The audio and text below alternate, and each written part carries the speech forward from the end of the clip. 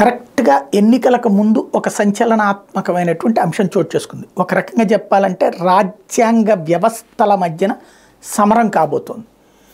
తాజాగా అరుణ్ గోయల్ ఎవరైతే కమిషనర్ ఎన్నికల కమిషనర్ రాజీనామా చేసేశారు. ఆ రాజీనామా కారణంగా దాన్ని వెంటనే రాష్ట్రపతి ఆమోదించేశారు కూడా.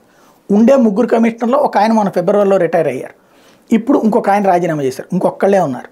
ఇక్కడ సీన్ ఏంటయ్యా అంటే ఆ మధ్యన సుప్రీంకోర్టు తీర్పు ఇచ్చేసింది.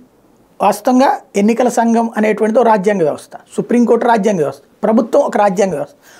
రాజ్యాంగం ప్రారంభమైనప్పటి నుంచి ఒక వ్యవస్థ ఉంది. ప్రభుత్వం ఒక ప్యానల్ని తయారు చేస్తే ఆ ప్యానల్లో ఉన్నటువంటి వాళ్ళని ఫైనల్గా క్యాబినెట్ అప్రూవ్ చేస్తుంది. వాళ్ళని రాష్ట్రపతి ఎన్నికల కమిషనర్గా నియమిస్తారు.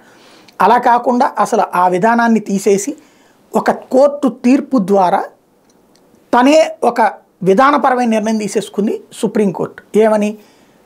ప్రతిపక్ష నాయకుడు, ప్రధానమంత్రి, చీఫ్ జస్టిస్ వీళ్ళ ముగ్గురుతో కూడినటువంటి ఒక కమిటీ, వీళ్ళ ముగ్గురు కలిసి లిస్టుని డిసైడ్ చేయాలి అన్నటువంటి. ప్రభుత్వం వాళ్ళ దగ్గర ఉన్నటువంటి సీనియారిటీ లిస్ట్ అంతా వీళ్ళ ముగ్గురికి ఇస్తే వీళ్ళ ముగ్గురు ఫైనల్ చేస్తారు, ఫైండ్ అవుట్ చేస్తారు అన్నటువంటిది ఆనాడు కోర్టు ఇచ్చినటువంటి తీర్పు. దాన్ని మోడీ సర్కార్ సవాల్ చేయడం మానేసింది. ఎందుకంటే అది సుప్రీంకోర్టు ఏకంగా డివిజన్ బెంచ్ ఇచ్చిన తీర్పు కాబట్టి, చీఫ్ జస్టిస్ ఇచ్చిన తీర్పు కాబట్టి. దానికి బదులుగా ఓ చట్టం చేశారు.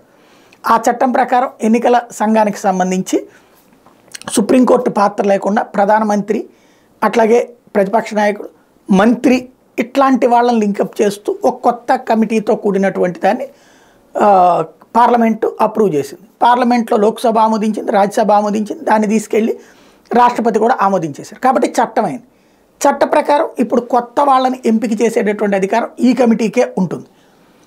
ఇప్పుడు అంతకుముందు ఈ గోయల్ లాంటి వాళ్ళకి ఇది నచ్చదు. సమస్య అది. వీళ్ళు అటు కాంగ్రెస్ పార్టీ ఆలోచన ధోరణి, లేకపోతే కనుక సుప్రీంకోర్టు ఆలోచన ధోరణికి అనుగుణంగానే ఆలోచించింది. కాంగ్రెస్ కూడా తను నియమించిన రోజుల్లో అట్లాగే నియమించింది. కానీ తను వెళ్ళిపోయాక మాత్రం సుప్రీంకోర్టు ప్రకారం నడవాలన్నటువంటి కోణంలో చెప్పుకొస్తుంది. ఇప్పుడు ఈ దశలో రాజీనామా చేయడం ద్వారా ఇప్పుడు ఓ పక్కన దాన్ని సవాల్ చేస్తూ, ఆ మోడీ తీసుకొచ్చినటువంటి చట్టాన్ని సవాల్ చేస్తూ ఆల్రెడీ సుప్రీంకోర్టులో పిటిషన్ ఉంది. దాని మీద విచారణ ఇంకా పూర్తి కాలేదు. ఇప్పుడు ఈలోపు ఒకే ఒక్క కమిషనర్ మిగులుతారు. ఇప్పుడు నిర్ణయాధికారం అంతా ఆయన చేతిలోనే ఉంది. కాబట్టి ఇప్పుడు అర్జెంటుగా కమిషనర్లను నియమించాలి. ఎలక్షన్ షెడ్యూల్ దగ్గరకు వచ్చే టైంలో జరిగినటువంటి రాజీనామా. ఇప్పుడు ప్రభుత్వం నియమించేస్తే దాన్ని సవాల్ చేస్తే కోర్టు ఆపితే ఎట్లా పరిస్థితి? అప్పుడు రాజ్యాంగ సంక్షోభం ఏర్పడుతుంది. అప్పుడు రాష్ట్రపతి జోక్యం చేసుకోవాల్సి వస్తుంది. మొత్తం మీద వ్యవస్థల మధ్యన పవర్ ఫైట్ అన్నటువంటిది పీక్ స్టేజ్కి చేరింది ఈ రాజీనామా ద్వారా.